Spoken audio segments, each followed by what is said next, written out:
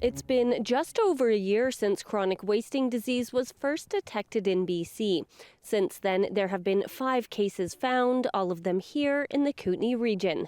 And now the province is working on a targeted removal to see if the disease has spread to urban deer. If we can get about 100 deer culled in each town, that'll give us a good idea of where we're at in terms of testing for chronic wasting disease. She says the province just finished working through a backlog of more than 4,000 tests from the fall and winter. Just the one additional case was found through those tests. But so far, it's unknown if the disease has spread to urban deer, which advocates say can pose a much bigger risk. Urban deer live in very high densities. They have very small home ranges, which means they're in contact.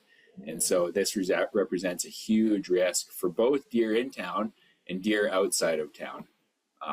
This is probably the highest kind of risk vector that we have for CWD. Chronic wasting disease is deadly and affects cervids like deer, elk, and moose. It spreads through saliva, urine, feces, carcasses, and even plants and soil. Zeman says once it takes off, it's nearly impossible to stop. This represents the biggest threat to wildlife, not only in Cranbrook, not only in the Kootenays, but in British Columbia right now. This is our #1 threat. The province will be starting the 10-day targeted removal in Cranbrook and Kimberley next week.